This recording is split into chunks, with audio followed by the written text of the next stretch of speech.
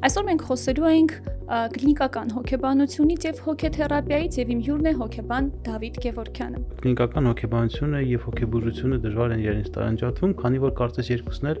անում են խոշոր իմաստով նույնը։ Ինչ պետք է մարդը ակնկալի հոգեթերապիայից առհասարակ։ Այստեղ անձի հարցը շատ մեծ է, շատ ավելի իրականում որոշիչ է, քան նույն բժշկության ոլորտում, որտեղ որ մասնագետը կարող է լինել փայլուն բժիշկ, բայց անձնային որակներով չփայլի, բայց դա իրան առանձնապես շատ չխանգարի։ Եվ այստեղ կա բավականաչափ էական տարբերություններ, թե ինչ են անում հոգեբաններն ու հոգեբուժները մարդկանց հետ, դասականորեն դեռևս Հայաստանում հոգեթերապևտ մասնագետների պատրաստումը բավականաչափ լուրջ ուրեմն խոչընդոտների է բախվում։ Կան որոշ հիվանդություններ, չգիտեմ, օրինակ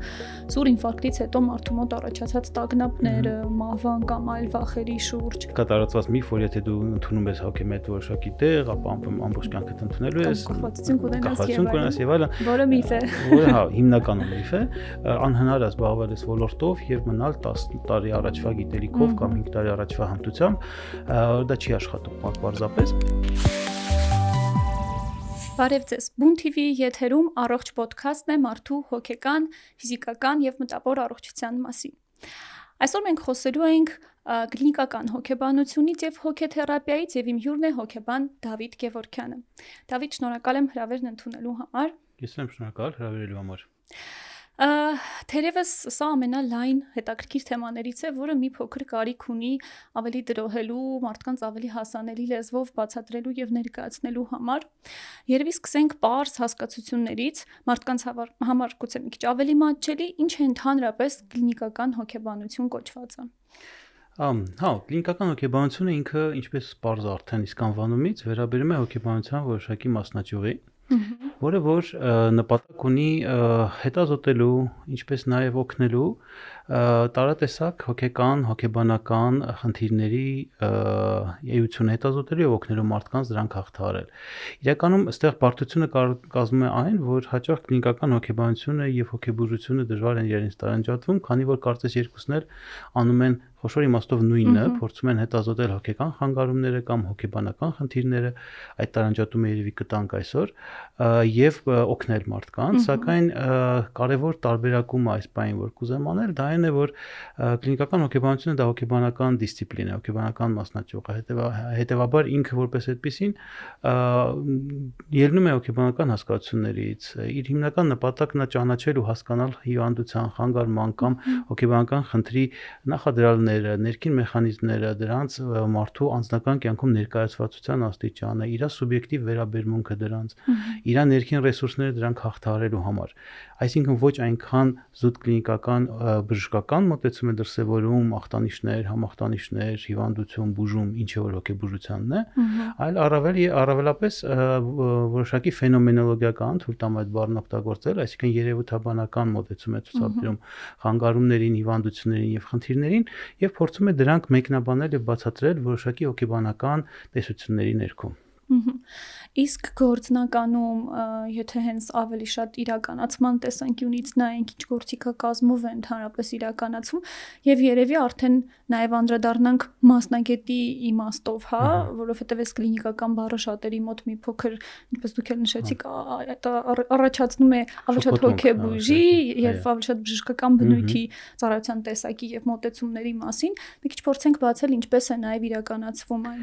Շատ լավ, դու ինքը այս մասնագիտությունը ունի տարբեր իրականացման ոլորտներ։ Ինչպես նշեցի, մեկը դա հետազոտական ոլորտն է, երբ այստեղ հոգեբանները, կլինիկական հոգեբանները օգտագործում են ամբողջ հոգեբանական գործիքակազմը հետազոտելու համար այս կամ այն հոգեկան երևույթը իր նորմայում կամ պաթոլոգիայում, եւ այդ գործիքակազմի մեջ մտնում են տարատեսակ ուրեմն թեստեր, հարցարաններ, գիտական փորձարկումներ, որոշակի գիտափորձեր, ինչպես նաև ամենատարածված եւ ամենապրակտիկ մեթոդը դա կլինիկական ինտերվյուն է կամ հարցազրույցը,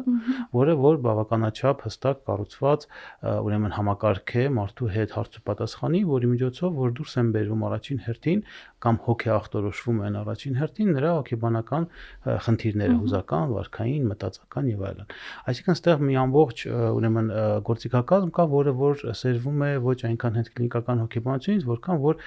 հոգեդիագնոստիկա կոչվող մասնագիտությունից, ախտորոշումից, որը էլի հոգեբանության մասն է, հոգեախտորոշում, որը որ իր հետ բերում է ստանդարտիզացված, վալիդացված, ուրեմն տարատեսակ մեթոդների մի ամբողջ, ուրեմն գործիքակազմ։ Սա մի կողմն է, հետազոտական կողմն է, իրականում հետազոտական կողմը իր ներքո ունի գնահատում, այսինքն երբ որ կոնկրետ իրականացվում է գնահատում անձի հոգեվիճակի եւ արդեն գնահատված նյութի հիման վրա կարող է իրականացվել գիտահետազոտական տարատեսակ ուրեմն ուսումնասիրություններ հասկանալու այս կամ այն երևույթների առանձնահատկությունները, օրինաչափությունները եւ այլն։ Սա մի քիչ գիտական կողմն է աշխատանքի։ Բայց գնահատումը, անձի գնահատումը նաեւ ուղիղ տանում է դեպի պրակտիկ, գործնական կողմ տվյալ մարդու հետ աշխատանքի, քանի որ ճիշտ օգնությունը բնականաբար հենվում է ճիշտ ախտորոշման վրա։ Պետք է նշեմ, որ ախտորոշման գործընթացը խոշոր իմաստով միայն կլինիկական հոգեբանինը չէ եւ նույնիսկ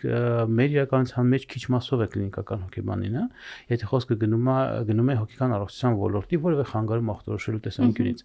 Այդ տեսանկյունից հոգեբանը ուղղակի մասնակիցն է այդ գործընթացի եւ ավելացնում է կամ որոշակի ճշտկրտումներ է մտցնում արդեն իսկ հոգեբուժի կողմից կայացվող ախտորոշման գործընթացի մեջ, տալով հոգեբանական պատկերը տվյալ խանգարման կամ տվյալ մարդու այս խանգարման ներքո։ Եվ ախտորոշումից հետո բնականաբար արդեն գալիս է առաջ օգնության, միջամտության գործոնը կամ գործընթացը, այլ ճիշտ գործառույթը, որը էլի կախված ախտորոշման բնույթից, որքանով է այն հոգեբուժական ախտորոշում, որքանով ոչ, պետք է իրականացվի համատեղ հոգեբուժի հետ կամ կարող է եւ առանց հոգեբուժի։ Եվ այստեղ կա բավականաչափ էական տարբերություններ, թե ինչ են անում հոգեբաններն ու հոգեբուժները մարդկանց հետ, այսպես ասեմ, օգնելու նրանց հաղթահարել իրենց հոգեբանահոգեկան խնդիրները, բայց ելի պիտի կրկնեմ, որ դա կախված է շատ նրանից, թե ինչ է ախտորոշվել, ինչպիսի խանգարում, ինչպիսի մակարդակի խանգարում է ախտորոշվել, քանի որ կան ախտորոշումների մի ամբողջ խումբ եւ դրանք վերաբերելի են հիմնականում հենց հոգեկան խանգարումներ, ուրեմն եզրույթին, խոշոր իմաստով առաջնահերթ աջակցությունը ստանում են հենց հոգեբուժական աջակցմամբ։ Այստեղ հոգեբանական աջակցությունը առավելապես օժանդակող է կամ առավելապես ռեաբիլիտացիոն է, վերականգնողական է, այսինքն սուրբ փուլից հետո հոգեբանի կողմից իրականացվող աշխատանքն է սա։ Բայց կան շատ ավելի լայն քանակական տեսանկյունից եւ հանդիպման տեսանկյունից հոգեբանահոգեբուժական խնդիրներ, որոնցում որ հոգեբանական աջակցման ուրեմն առաջնահերթությունը փաստված է եւ դրա դեպքում մենք արդեն խոսում ենք հոգեթերապևտիկ աշխատանքի մասին, որը որ ավանդաբար նշանակում է ոչ խոսքային հոգեթերապիա, այսինքն ոչ դեղորայքային հոգեթերապիա, այն ինչը որ հոգեբանները իրականացնում են արդեն մոտավորապես դարուկես։ Այսա շատ կուզենամ մի քիչ ավելի մանրամասնենք, որովհետև երևի ամենատարածված խնդիրներից է, ընդ որում այստեղ տարակարծիք են ոչ միայն բուն մասնագետները, ովքեր այս ծառայությունը մատուցում են, ովքեր հոգեթերապիա են իրականացնում, այսինքն հոգեբաններ եւ հոգեբույժներ, այլ նաև հասարակությունը եւ որոշակի մասնագիտական համայնք, ովքեր զբաղվում են քաղաքականության մշակմամբ, օրենսդրական մոտեցումներ մշակել եւ այլն։ Եվ այստեղ գալիս եւ առանձնանում է այս կարևոր հարցը, մենք նույնիսկ մասնագիտական հանրույթում այս հարցին անդրադարձել ենք նաև, որ հոգեթերապիան, որքան էլ որ ներգրաված ծառայության տեսակ է բժշկական ծառայությունների ցանկում, բայց ամեն դեպքում սա նաև ծառայություն է, ինչպես դուք փաստեցիք, բավականին երկար ժամանակ մատուցվող հոգեբանների կողմից։ Եթե փորձենք սա մանրամասնել եւ ավելի գործնականում պատկերացնելու համար ինչ է հոգեթերապիան, ինչ պետք է մարդը ակնկալի հոգեթերապիայից առհասարակ։ Իրոք սա շատ լայն հարց է եւ բավական մեծ հիմնախնդիր է մեր իրականության համար, չնայած որ առաջադեմ աշխարհում, կարող ենք ասել, որ այս դիլեման կամ այս խառնաշփոթը վաղուց լուծված է։ Ուրեմն հոգեթերապիան իր բառարմատներով հասկանալի է վերաբերում է հոգու եւ թերապիա բուժմանը եւ հենց տեղից սկսվում են խառնաշփոթը հասկացական, քանի որ եթե արմատում բուժելն է, ապա ավանդաբար դա վերագրելի է բնականաբար բժիշկներին, հետեւաբար բժշկական կրթությանը եւ այլն, ինչը որ մեր իրականության մեջ դեռևս բավական տարածված ընկալումն է։ Սակայն եթե նայենք արևմտյան ուրեմն գիտության, արևմտյան հոգեբանության եւ այսպես կոչված mental health կոչվածին, այսինքն հոգեկան առողջության ոլորտին, ապա այնտեղ մենք տեսնում ենք, որ շատ վաղուց ի վեր, արդեն 20-րդ դարի կեսերից, այսպես ասենք, բավականաչափ հստակ որոշակիացվել է այն, որ հոգեթերապիան դա ուրեմն որոշակի վերկառույց է կրթության վրա, այսինքն անձը ունի ենթադրենք մասնագետը ունի բժշկական կրթություն, նա հոգեբուժ է կամ նյարդաբան է կամ որևէ հարակից մոտ բժշկական մասնագիտություն ունի կամ հոգեբան է իր առաջնային կրթությամբ եւ ուզում է զբաղվել մարդկանց օգնելու այդ գործընթացով, այսինքն հոգեթերապևտ պրակտիկ, հոգեկան աշխարհին վերաբերելի գործառույթներ իրականացնել, ապա ինքը ստանում է կրթություն, արդեն ոնց որ երկրորդ կրթություն, այսպես ասած, որի հիմքում ընկած է կամ բժշկական կամ հոգեբանական կրթությունը, վերապատրաստվում է հոգեթերապևտիկ ուղղություններից որևէ մեկում, դրանք բազմաթիվ շատ են, կա ընդհանուր հոգեթերապիայի տեսություն եւ պրակտիկա եւ արդեն մասնագիտացում տարբեր ուղղություններով, օրինակ հոգեվերլուծության մեջ հոգեթերապիան, կոգնիտիվ արքայաբանական հոգեթերապիա եւ այլն, դրանք շատ են։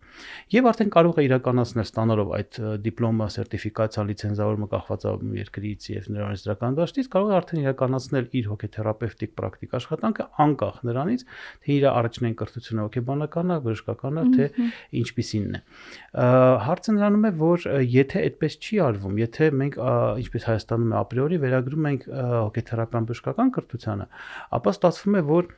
ցանկացած հոգեբուժ ունակ է իրականացնել հոգեթերապիա ըստ իրավունքի, սակայն միշտ չէ, որ այդ վերապատրաստումը ունենում է, քանի որ դասականորեն դեռևս Հայաստանում հոգեթերապևտ մասնագետների պատրաստումը բավականաչափ լուրջ ուրեմն խոչընդոտների է բախվում հենց առաջին հերթին հասկացական առումով, թե որ բուհը երբ եւ ոնց պետք է պատրաստի այս մասնագետներին։ Խոշոր իմաստով ընդհանուր սահմանում այսպեսինն է, որ հոգեթերապիան դա ոչ դեղորայքային բուժման մեթոդներն են։ Ժամանակին կոչվում էին դրանք խոսքային թերապիա կամ խոսքային բուժում, հիմա փոքրինչ դրանից հեռանում են, քանի որ կա ոչ դեղորայքային եւ նաեւ ոչ խոսքային մեթոդներ տարատեսակ, որոնք որ նույնպես ներառված են այս խմբի մեջ, բայց ենթադրում են առաջին հերթին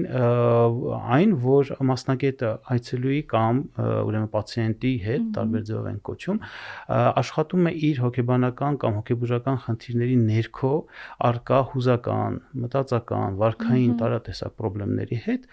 հիմնականում խոսքի միջոցով առանց դեղորայքային կիրառման։ Հոգեթերապիան կարող է ներառել նաև դեղորայքային բուժում բնականաբար, բայց միայն այն դեպքում, եթե իհարկե դա ցուցվում է տվյալ խանգարման դեպքում կամ տվյալ խնդրի պարագայում, եթե ախտանիշները շատ սուր են եւ այլն, բայց նաև միայն այն մասնագետի կողմից, ով իրավունք ունի այդ ուրեմն ցուցումն իրականացնել Հայաստանում, դա բնականաբար բժշկական կրթության մասնագետներն են։ Եվ որպես կանոն հոգեբուժները հենց։ Այո, եւ առաջին հերթին հոգեբուժները, որոշ չափով երբեմն նյարդաբանները։ Իսկ մարդը այցելուն կամ պոտենցիալ, չգիտեմ, պացիենտը, ինչպես որ կկոչենք, մարդը ով ունի հոգեթերապիայի կարիք, այստեղ ինչպես կողմնորոշվեն, հա, ինչպես դիմել հոգեբանին, ոնց այդ ընտրությունն անենք, առաջին ինչպես ես հասկացա, դա կրթությունն է, այսինքն վստահ լինել, ստուգել ինչ որ եղանակով կամ հենց ուղիղ հարցնել մարդու մասնագիտական, շարունակական կրթության մասով եւ կոնկրետ ոլորտի ուղղվածության տեսանկյունից։ Հաջորդը ինչպիսին պիտի լինի այդ ընտրության հարցը մասնագետի։ Իրականում շատ ցավոտ հարց եք տալիս, որովհետև ժամանակակից հայկական իրականության մեջ հոգեբանի, ճիշտ հոգեբանի այտենց կոչենք, հա, համապատասխան հոգեբանի ընտրության բեռը ամբողջովին դրված է այցելուների կամ բնակչության վրա, որտեղ ոչ մի խոշոր իմաստով ֆորմալ եւ ոչ ֆորմալ տարատեսակ հուշող ինչ որ հանգամանքներ չեն օգնում, հա, հասկանալ թե ով ինչպիսինն է, ոնցն է եւ արդյոք արժի թե արժի դիմել։ Իհարկե հա դասականը այն է, որ կրթության մեջ արդեն իսկ ունենք խնդիր, որովհետև խոշոր իմաստով Հայաստանի Հանրապետության հոգեբանության ոլորտում մասնագիտացում տվող բոլոր բուհերը, խոսքը գնում է առաջին աստիճանի բակալավրիատի մասին,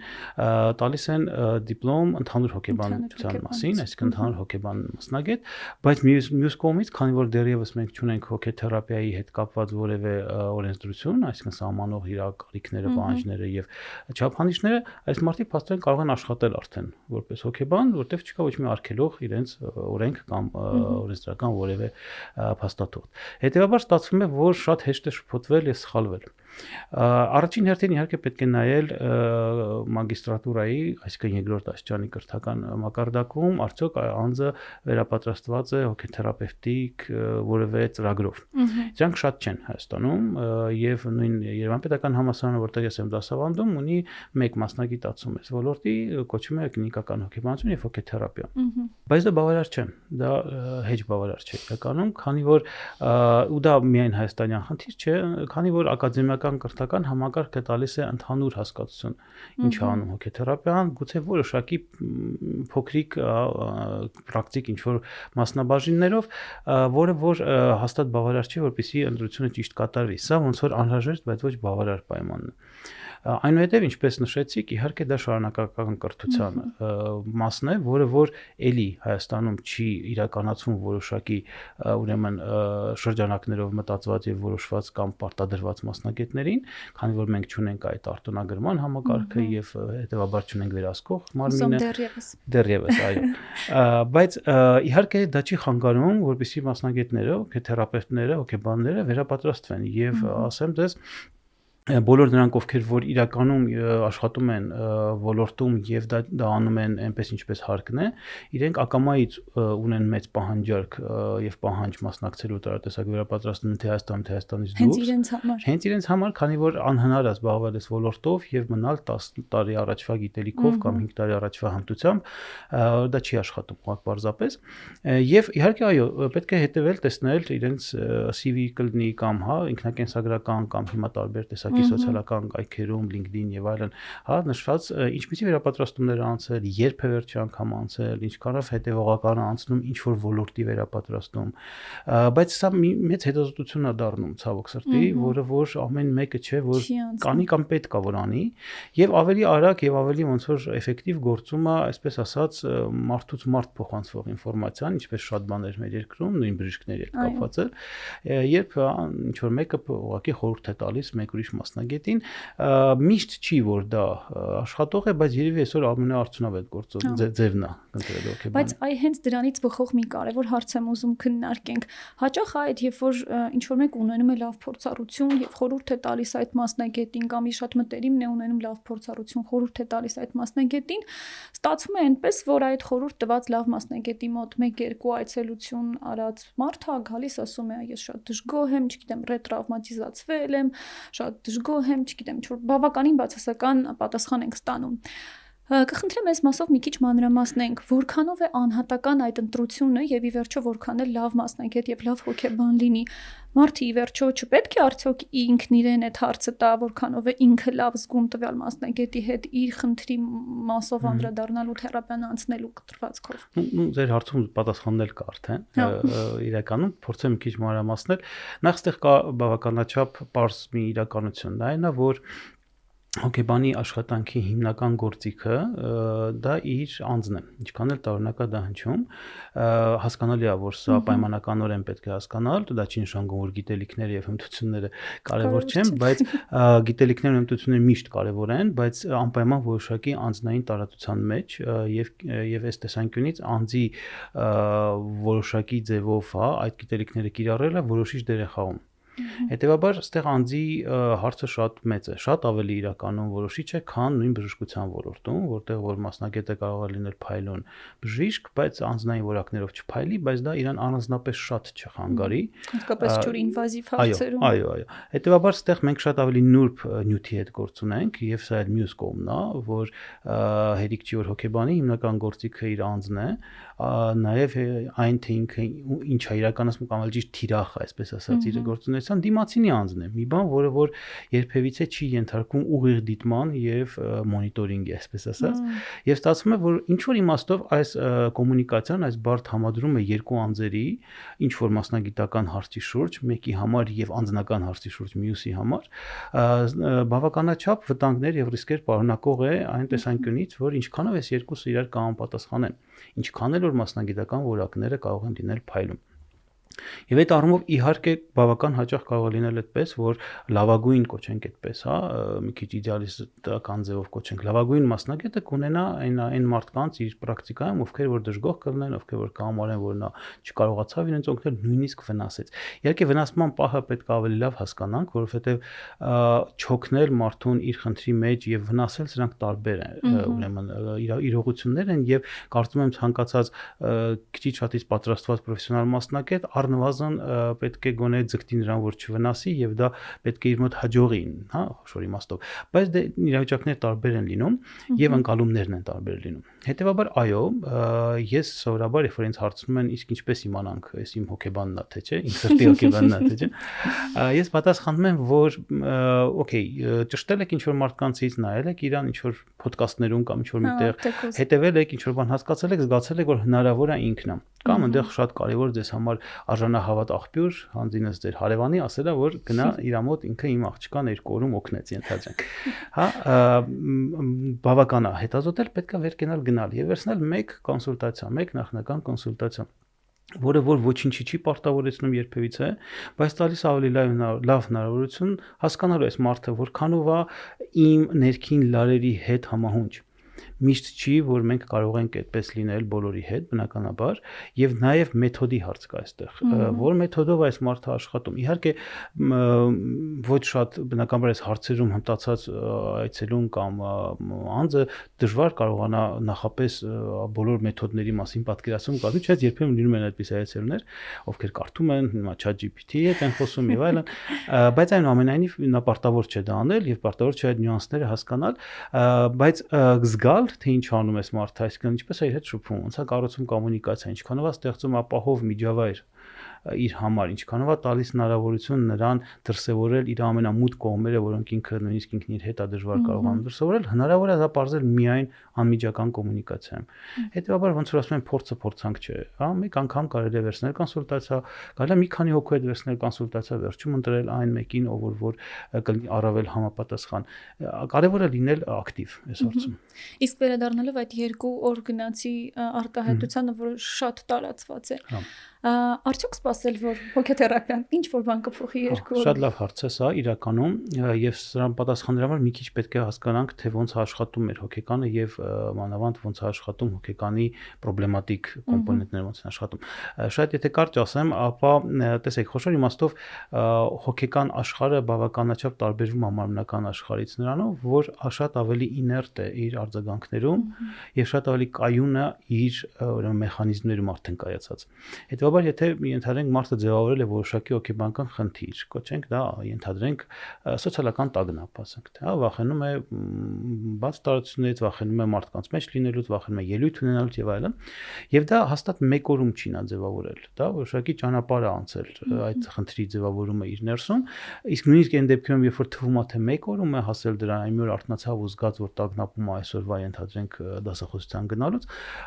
ամենայն հավանականությամբ դրա նախադրյալները եղել են շատ ավելի վաղուց ձևավորվող, ուղղակի շատ չեն երևացել կամ մարդը շատ կապը չի տվել։ Օրինակ ընդհանուր լարվածություն, տագնապ, անհանգստություն, բայց չի առարկայացել կոնկրետ խնդրի վրա։ Հետևաբար պատմությունը տվյալ հոգեկան խնդրի ինքը սովորաբար բավական երկարաժամկետ է։ Դա նշանակում է, որ այդ հոգեբանական խնդիրը, որը դրսևորվում է հիմնականում հույզերում, մտքերում, պատկերացումներում, ֆանտազիաներում, վարքում ի վերջո, հասցրել է արդեն բավականաչափ ինտեգրվել անձի կյանքի մեջ, դառնալ իր մասը, այսպես ասած։ Հետևաբար ցանկացած հոգեթերապիա խոշոր իմաստով ենթադրում է աշխատանք ոչ միայն այդ մասի հետ, այլ նաև անձի հետ, որը որ ինտեգրել է իր ներսում իր հիվանդություն, խանգարում, խնդիրը, հա, խնդրեմ։ Իսկ անձի հետ աշխատանքը նրա մտածողության, նրա հույզերի, նրա պատկերացումների, նրա համոզմունքային համակարգի երբևիցե չի կարող լինել 1-2 հանդիպման ընթացքում էֆեկտիվ, քանի որ ձևավորվել է տարիներով, սովորաբար 1 եւ երկրորդը, քանի որ գործում են հոգեբանական պաշտպանական մեխանիզմներ։ Հոգեբանական պաշտպանական մեխանիզմները շատ նման են իմունիտետին մեր, հա,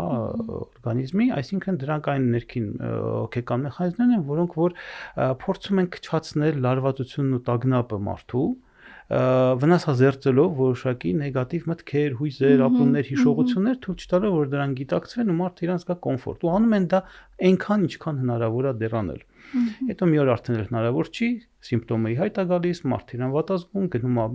հոգեբանի մոտ եւ սկսում են աշխատանքը։ Ու թվում է թե ահա, եկել է, խոսում է, քննարկում է, արդեն հնարավոր է ինչ-որ բան փոխել, բայց պաշտպանական մեխանիզմները չեն անջատվում։ Իրենք շարունակում են աշխատել եւ այս դեպքում գուցե ինչ որ չափով նույնիսկ ի վնաս փոփոխությունների, քանի որ բոլոր պաշտպանական մեխանիզմները ունեն մի ընդհանուր ֆունկցիա՝ իջեցնել անհանգստությունը տագնապը եւ պահպանել կայունությունը։ Թույլ չտալ փոփոխություն։ Թույլ տալ փոփոխություն, նույնիսկ եթե այդ կայունությունը մարդու համար արդեն դժվար տանելի է կամ նույնիսկ անտանելի է։ Հետեւաբար հոգեբանական աշխատանքը ենթադրում է շատ նուրբ, ես երբեմն դա կոչում եմ ոսկերչական, ուրեմն միջամտություն այդ պաշտպանական մեխանիզմները շրջանցելու եւ թույլ տալու, որ մարդը տեսնի իր կույր զոնայում արկա խնդիրները։ Բոլորս ունենք մեր կույր զոնան, հա, ցանկացած վարորդ դա գիտի, որ իր հայելիները չեն ցույց տալիս բոլոր կողմերը ավտոմեքենայի, նույն ձևով մեր գիտակցությունն է, ինքը շատ հեռու է ամեն ինչ տեսնելուց եւ գիտակցելուց մենք։ Հետեւաբար մենք շատ իմաստներով ենթագիտակցական ենք, անգիտակցական ենք եւ չենք տեսնում որոշակի մեր դրսևորումներ, էմոցիոնալ վիճակներ, որոշակի ներհոգեկան բովանդակություններ, որոնք մեզ խանգարում են առօրյայում, բայց մենք դրանք չենք նկատում։ Մենք համարում ենք, որ աշխարհն է վատը, որ մարդիկ են վատը, որ իմ տագնապը նրանից է, որ ինձ վախացրեցին կամ ինչ որ ուրիշ մի բան, որը որ մասնակիորեն գուցե ճիշտ է, բայց ոչ երբեք 100%-ով։ Եվ այդ կույր զոնաները տեսնելու համար պետք է այդ պաշտպանական մեխանիզմները թուլացվեն։ Այդ թուլացման գործընթացը շատ նուրբ process է, որը որ համահունչ է հոգեբան այցելու հարաբերությունների վստահելի այդ ռապորտ կոչվածի կայացմանը, այդ կոչվենք ռապորտ կամ հոգեթերապևտիկ ալյանս են նաև կոչում, որը շատ ուրույն յուրահատուկ հարաբերությունների տեսակ է, իսկ ինչպես ցանկացած հարաբերություն, այս հարաբերությունը նույնպես ժամանակ է ուզում։ Հետևաբար գալով հետ շատ երկար պատասխանեցի բավական թվումապարզ հարցի, իհարկե 1-2 հանդիպումով ասել, որ հոգեբանը ինձ բացարձակապես օգնեց կամ որևէ ձևով օգնեց, սա ավելի շատ խոսում է ոչ այդքան իրատեսական սպասելիքների մասին, չնայած պետք է ասել, որ սովորաբար լավ կառուցվող առաջին հանդիպումը ինքը տալիս է առաջին թեթևացման զգացողությունը, սովորաբար, միշտ չէ, բայց սովորաբար այդպես է լինում, որից ոգևորված մարդիկ շարունակում են գալ, բայց սովորաբար հետո դա մի քիչ դանդաղում է այդ գործընթացը։ Իսկ ոնց որ կումուլատիվ էֆեկտով այդ գծիկը հավաքում է երկար ժամանակ, հետո ժամանակ է պետք, որ ինքը հետ գնա, այսպես ասած։ Բայց լավ նորությունը այն է, որ եթե տարիներով կուտակել ենք մեր խնդիրը, մեզ պետք չէ տարիներով գնալ հոգեբանի մոտ, որպեսզի վերակառուցել կամ այն լուծել, քանի որ հոգեբանական աշխատանքը ինքը բավական թիրախավորված եւ ինտենսիվ վերակառուցման ուղղված աշխատանք է եւ օգտագործում է անձի այդ նույն տարիների ընթացքով կուտակած ռեսուրսները, մտածական, էմոցիոնալ, փորձառության եւ այլն, հետեւաբար բնականաբար process-ը շատ ավելի արագ է ընթանում, քան խնդրի ձեռքբերման գործընթացը, բայց ոչ երբեք երկու հանդիպում։ Դա էլ է հակառակ տարածված միֆերից, որ եթե դու գնացիր հոգեբանի մոտ, ուրեմն դու ամբողջ կյանքդ գնալու ես հոգեբանի մոտ։ Կա տես բան, վախացնում ենք։ Ինչպես նաեւ կա տարածված միֆ, որ եթե դու ընդունում ես հոգեմետ որոշակի տեղ, ապա ամբողջ կյանքդ ընդունելու ես, կախվածություն կունենաս եւ այլն։ Որը միֆ է։ Որը հիմնականում միֆ է։ Եվ այդ տեսանկյունից իհարկե սա նաեւ հոգեբանական աշխատանքին վերաբերող միֆերից մեկն է։ Մի քիչ խորանալով նաեւ խնդիրների հետ կապված, հարցերին Արդյոք միշտ պետք է մարդը դիմի հոգեթերապիայի, հոգեբանի առհասարակ, եթե ինքը ունի ինչ-որ օրինակ ուզուգործված հիվանդություն կամ խնդիր, որ այդպես տարիների ընթացքում է կուտակվել, թե ուղղակի որևէ առանց ինչ-որ հստակ ախտանիշի, եթե ինքը ունի ներսում դրա կարիքը, ապա կարող է դիմել, որովհետև սա ինչու եմ փորձում մի քիչ ավելի կոնկրետացնենք, որովհետև միշտ շեշտը դրվում է այդ տրավմաների վրա, թեպետ վերջերս տեսնում էի տարբեր մասնագետների, որոնք ասում են ընդհանրապես այդ տրավմա կոչվածն էլ է դեռևս հարցականի տակ դրվում, բայց ինչ որ տարածված, որովհետև նաև վերջին տարիներին որոշակի կարելի ասել ամեն դեպքում ակտիվացել են հոգեբանին դիմելու այս կարևորագույն քայլը մարդկանց կողմից, բայց ամեն դեպքում նորից այդ հարցն է, բարձրանում, որ այդ դու գնում ես ինչ-որ տրավմաներ շտկելու, անցնելու, ապրելու այդ ամեն ինչը։ Արդյոք սա միշտ տրավմաների մասին է, թե չէ։ Չէ, իհարկե չէ, եւ իրականում համաձայն եմ, կան որոշակի հիմա մոդայիկ դարձած եզրույթներ կամ ֆրազներ, որոնք սիրում ենք ասել եւ որոնք շատ հոգեբանամետ են, այսպես ասած, դա դեպրեսիան է, ես դեպրեսիայի մեջ եմ, ես տրավմա եմ տարել, ես ունեմ մանկական տրավմաներ եւ այլն, իրականում ես չեմ հեգնում, սա կա, միշտ կարող է լինել, բայց միշտ չէ, որ մարդը ունենում է հոգեբանական դիսկոմֆորտ, կոչենք այդպես, կամ որոշակի ներքին խառնաշփոթ դժվարություն կողմնորոշվելու, որոշումներ կայացնելու, հիասթափություններ, հուսահատություններ եւ այլն, որոնք անպայմանորեն կապված են տրավմայի հետ։ Իհարկե միշտ չի այդպես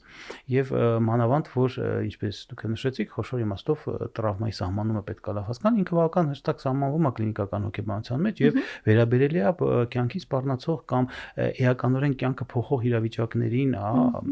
առերեսվելու եւ պատրաստ չլինելու դրանք տանել փորձառության հետ, նմանատիպ փորձառության հետ մասին է խոսքը գնում, ինչը որ անշուշտ կա եւ կա դրանից բխող հիմնական կլինիկական ախտորոշումը, որը կոչվում է հետտրավմատիկ ստրես խանգարում,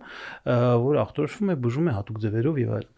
Մնացած բոլոր դեպքերը, երբ որ խոսում ենք տրավմայի մասին, հիմնականում հողումը տալիս ենք ժամանակին շատ մոդայիկ, դեռևս շարունակող լինել հոգեվերլուծական հասկացմանը, որ հասուն տարիքի խնդիրների ինչ որ տոկոսը անպայմանորեն ենթագիտակցորեն կապվում են մանկական տարիքում գուցե ստացած որոշակի տրավմատիկ իրավիճակների փորձի հետ, որը արտամղած է, չի հիշվում եւ այլն։ Իհարկե դա մի մասն է կազմում նրա թե ինչու են մարդիկ դիմում հոգեբանի։ Մնացած առումներով խոսքը գնում է նրա մասին, որ անձը կարող է դիմել հոգեբանին ուղղակի քանի որ ունի կյանքի այս փուլում իր համար դժվարություններ ապրելու, այսպես ասեմ, բարդություններ ինչ որ հարցեր լուծելու։ Գուցե դա վերաբերում է իր ավտոնոմիայի հարցերին, չի կարողանում օրինակ սեպարացվել, առանձնանալ իր ծնողական ընտանիքից եւ կառուցել սեփական կյանքը, գուցե դա կապ ունի որոշակի էկզիստենցիալ գոյաբանական տենց կոչենք խնդիրների հետ, մենակության զգացման, պատասխանատվության զգացման, գուցե ունի շատ կոնկրետ ընդգծված ախտանիշներ, որոնք վերաբերում են արդեն կլինիկական հոգեբանության նեղ ոլորտին, սոցիոֆոբիաներ, տարատեսակ նևրոտիկ դրսևորումներ եւ այլն։ Այս բոլորը հեչ պարտադիր չի որ կապված լինեն տրավմայի հետ, եւ մի խումբ էլ ասեմ, մի խումբ ուրեմն իրավիճակների, որոնք վերաբերել են հարաբերություններին։ Եվ սա ասեմ դες երևի ամենահաճախ հանդիպող հոգեթերապևտի կաբինետ բերող գործոններից մեկն է, որ մարդիկ ունենում են հարաբերությունների հետ կապված որևէ խնդիր, կամ չեն կարողանում հարաբերություններ կառուցել, կամ կառուցում են, բայց չեն կարողանում պահպանել, կամ ունեն վախեր, տագնապներ, կամ խայթվել են ժամանակին ինչ որ մի հարաբերությունից եւ չեն ռիսկի գնում նորը ստեղծելու, ունեն դժվար հարաբերություններ, չեն կարողում դուրս գալ դրանցից։ Այս բոլորը եւ լիքը այլ խնդիրներ իրենք ենթադրում են հոգեթերապևտիկ աշխատանք, բայց ոչ նեղ կլինիկական իմաստով, որտեղ նեղ կլինիկական իմաստով հոգեթերապիան դա այն ոլորտն է, որն աշխատում է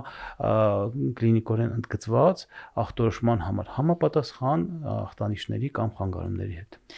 Դրանք, եթե փորձեմ հատկապես վերջին կտորը միավորել, արդյոք վախերի շուրջ են այդ խնդիրները, թե վախեր ամեն դեպքում առանձնացված են որպես խնդիր հոգեբանական իմաստով։ Տեսեք, վախը որպես այդպեսին նորմալ էմոցիա է, մեր գոյատևմանը ուղղված է, պահպանմանը ուղղված է, միանշանակ, հա, բայց խոսքը երևի թե գնում է առավելապես ուրեմն չափազանցված վախերի կամ ֆոբիաների մասին,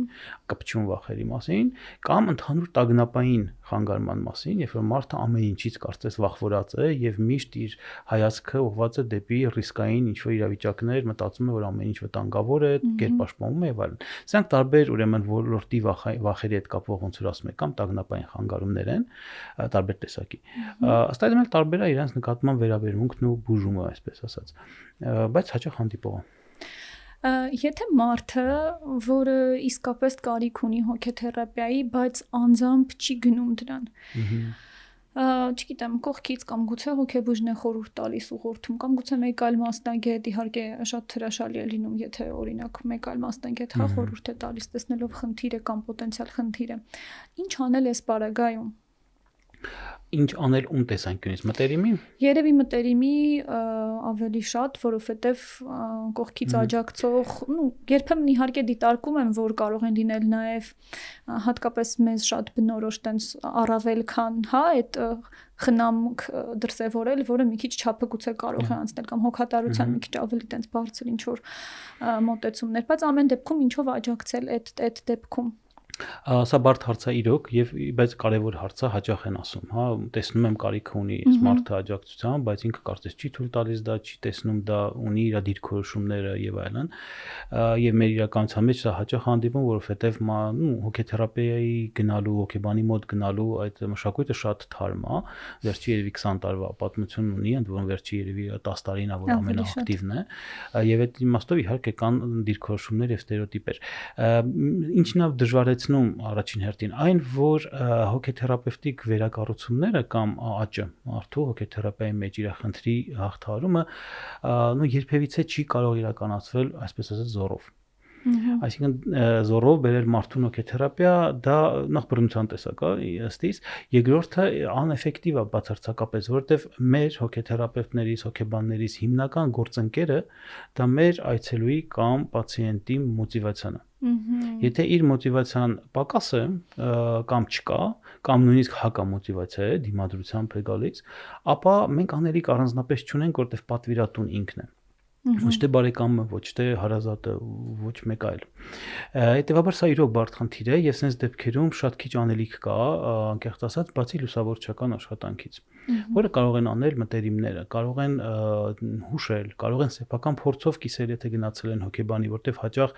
մարդը, որը դիմադրում է, ինքը դիմադրում է ոչ թե որովհետև ունի ինչ-որ մտածված կոնցեպտուալ վերաբերմունք դրան, այլ ավելի շատ որովհետև չունի գիտելիք կամ պատկերացում եւ ունի լիքը տարատեսակ, ուրեմն այստեղից ընտեղից ֆիլմից, հարևանից հավաքած թյուր ընկալումներ եւ երբեմն անձնական իրական փորձի ներկայացումը կարող է որոշիչ դեր խաղալ։ Որոշակի տարատեսակ ինֆորմացիոն դաշտից վերցվող մանրամատչելի նյութեր կան, որոնք կարելի է մարդուն ոնց որ ուղղորդել, տալ, որ լսի, նայի, կարդա։ Եվ վերջիվերջո ամենանենց բարձրագույն մի բանը դա ուղղակի հորդորելն է, փորձել եւ եթե չուզի,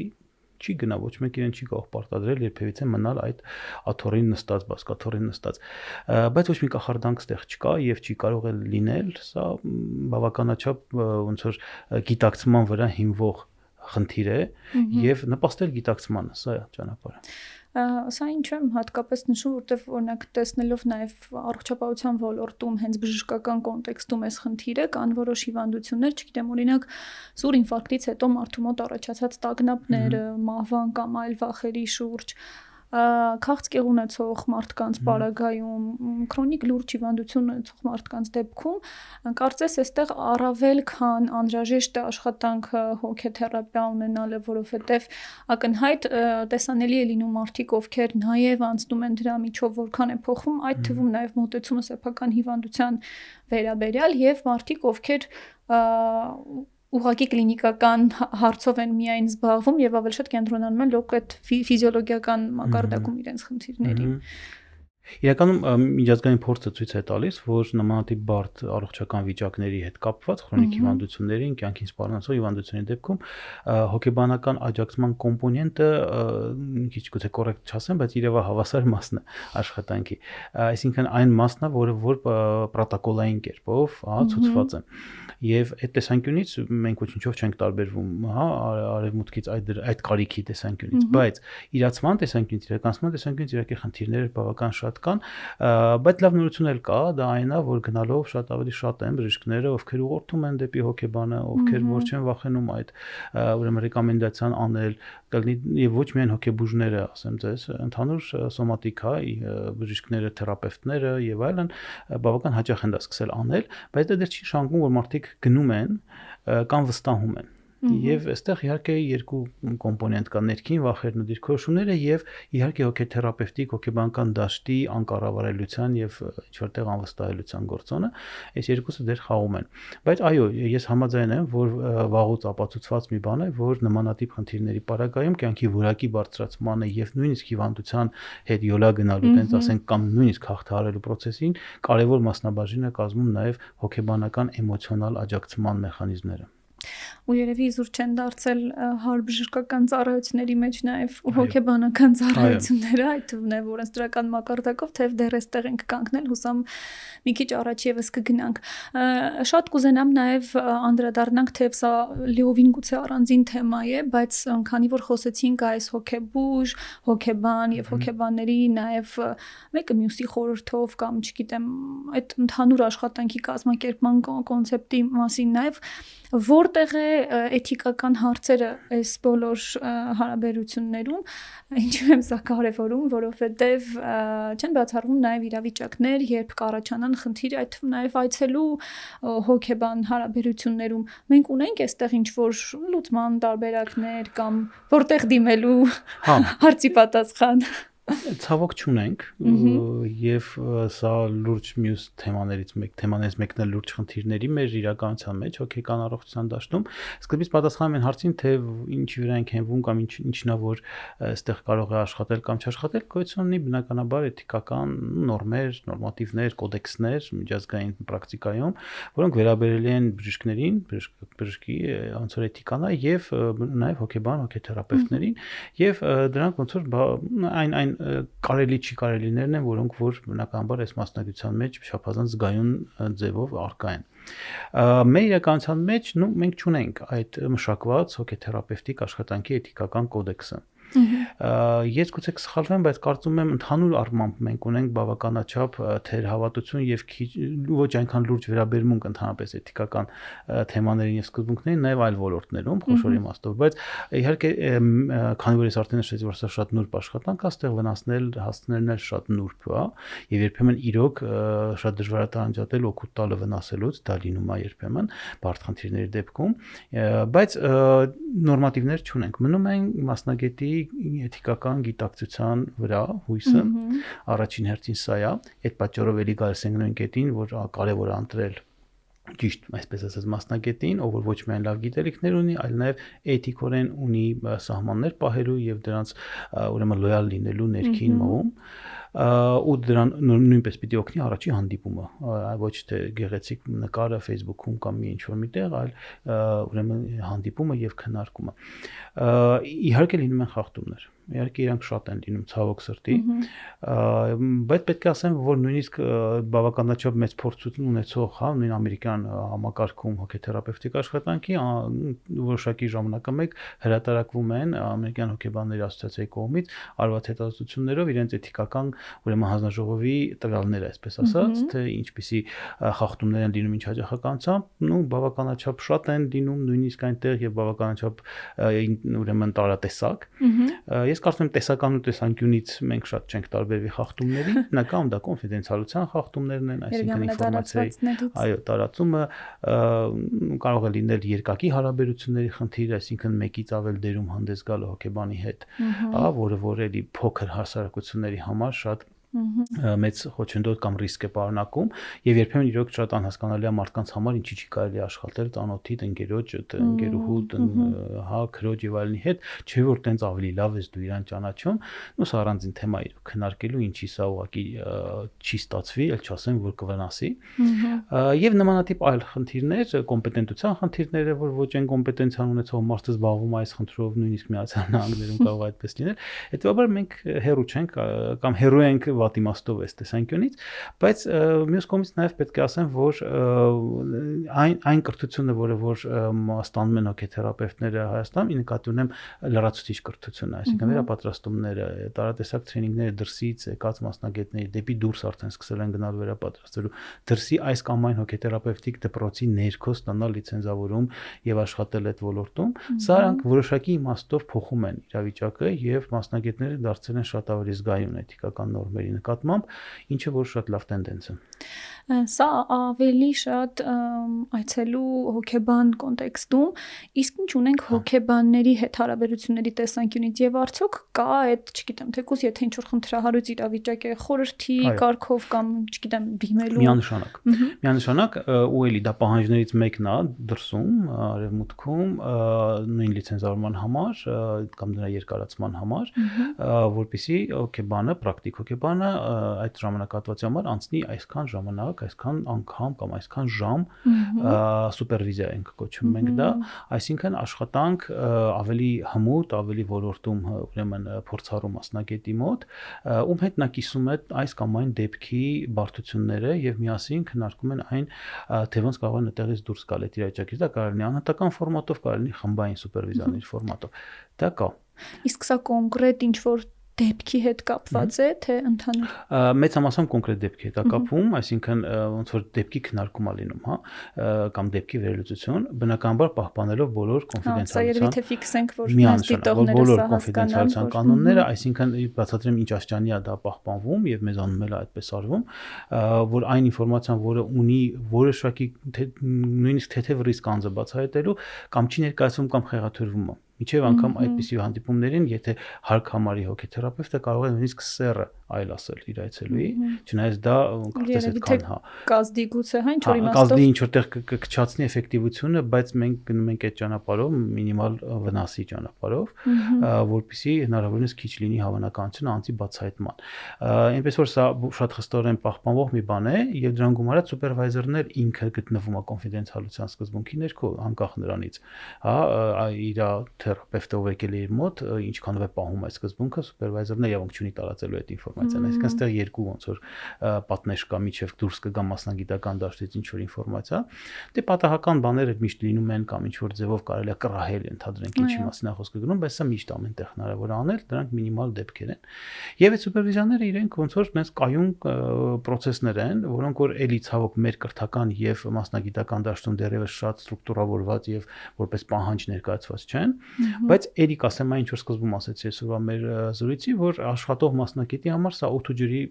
պես կարևոր մի բան է, քանի որ երբ որ ինքը գալիս հասնում է ինչ որ մի կետի, որից հետո չի կարողանում գնալ առաջ կամ ունի էմոցիաներ, որոնք չի կամ ինքը կառավարել արդեն, ունի ինքնա վնասվում,